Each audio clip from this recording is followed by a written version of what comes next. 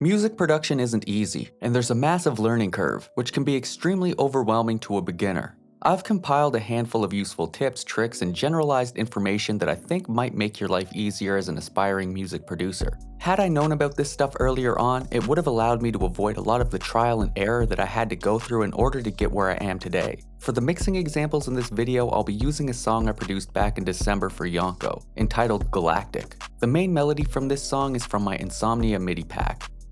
Mixing is difficult, especially when you're first starting out with music production, because your ears likely aren't that great at discerning whether or not certain elements in a mix are too loud or too quiet. That skill develops over time with continued practice. But a quick, foolproof method of getting an objectively balanced mix is to mix with pink noise.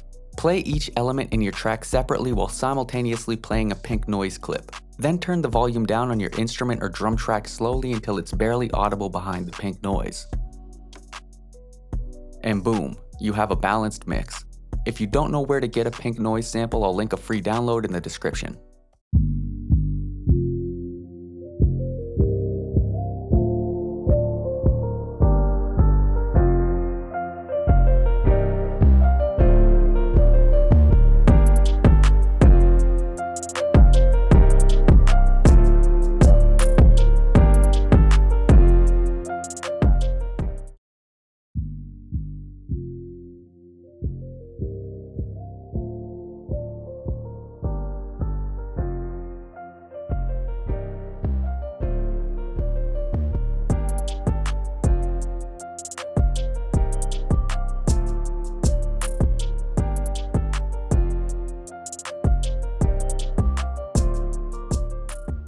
This video was sponsored by Skillshare. Skillshare is an online learning platform for creators, offering thousands of inspiring classes for creative and curious people. Explore new skills, deepen existing passions, and get lost in creativity. Skillshare has classes for music production, graphic design, video editing, and more. Their premium membership gives you unlimited access, so you can join the classes and communities that fit with your interests and personal or professional goals. It's curated specifically for learning, meaning there's no ads. And they're always launching new premium classes so you can stay focused and follow wherever your creativity takes you.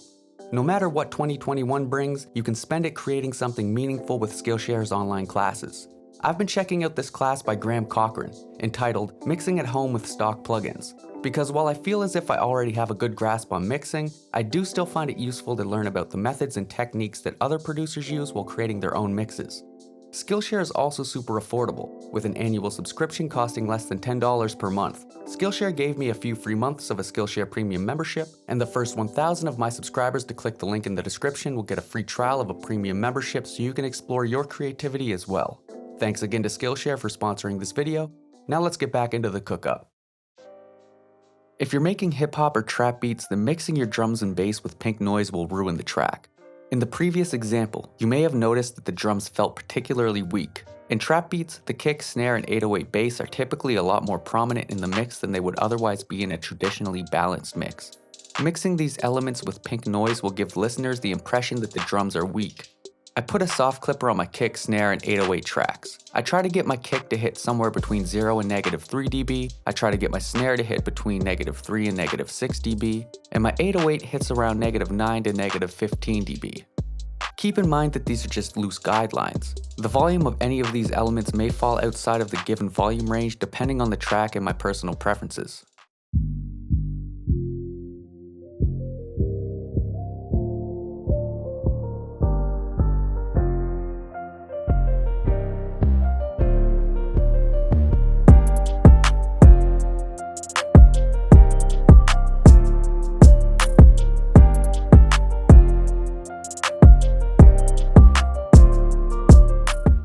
Panning can give your track more life. Whether you're dealing with individual notes or entire instrument tracks, panning can make a beat sound more interesting by making good use of the stereo field. It also helps individual elements stand out in the mix by ensuring that not every sound in a mix is competing for the same space. Here's an example of my drum track before and after I used panning.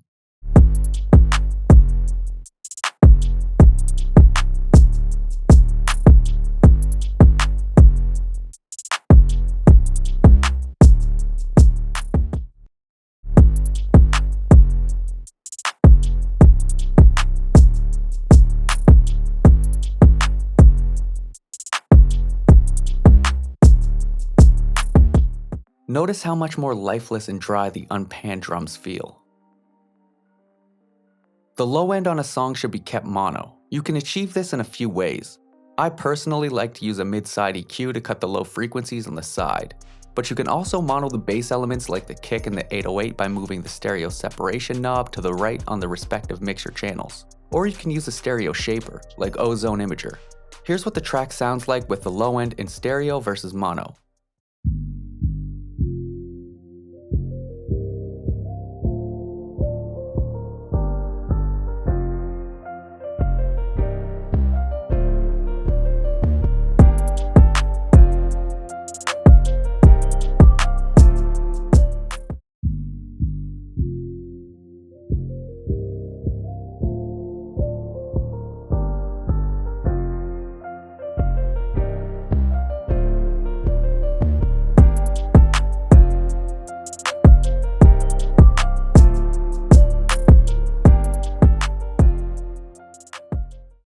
The difference here is really subtle, and you'll probably need some decent headphones to really pick up on that difference. When EQing vocals, keep the cuts narrow and make the boosts broad. You should aim to keep the cuts and boosts within a range of plus or minus 3 dB. If you cut too broadly, you'll end up ruining the character of your vocal recording, and if you boost too narrowly, you'll get an unpleasant resonant sound. When you're first starting out, it's easy to overdo it with an EQ and totally ruin your vocals. The purpose of mixing is to just enhance the recording and bring out the best in it. Here's an example of what I consider to be bad EQing, with broad cuts and narrow boosts. Bitches me, really dried up, oh bitch, I'm the captain. Killing all these haters from the shadows like assassin. Shoot like AI, but I really even practice. Merlin with the words, now they think I'm doing magic. Bitches me, really dried up, oh bitch, I'm the captain. Killing all these haters from the shadows like assassin. Shoot like AI, but I really even practice. Merlin with the words, now they think I'm doing magic. Bitches me, really dried up, oh bitch, I'm the captain. Killing all these haters from the shadows like assassin. Shoot like AI, but I really even practice. Merlin with the words, now they think I'm doing magic. Instead of using one compressor on vocals, use multiple compressors. Instead of using one compressor to reduce the vocals by 12 dB, use 3 compressors to reduce the vocals by 4 dB each. Although 3 instances of 4 dB of gain reduction is technically the same as 1 instance of 12 dB of gain reduction, the vocals actually sound more dynamic and less compressed when you compress them by small amounts multiple times rather than a large amount all at once.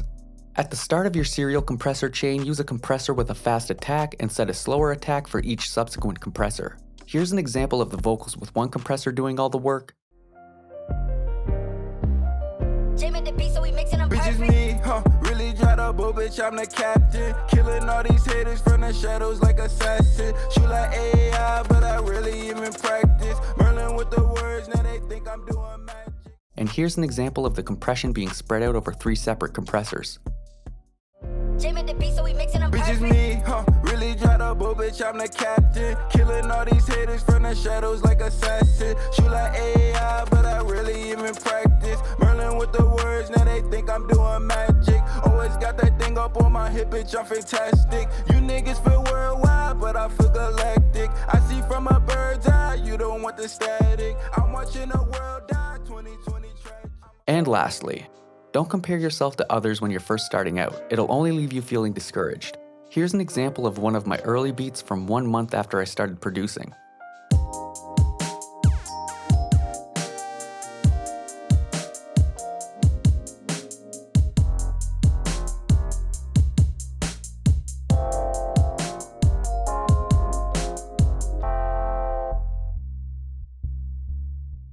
The sound selection isn't that great, and the beat is also poorly mixed and poorly structured. Instead of comparing yourself to others, compare your present self to your past self, and as long as you're making some kind of progress, no matter how small, you're at least headed in the right direction.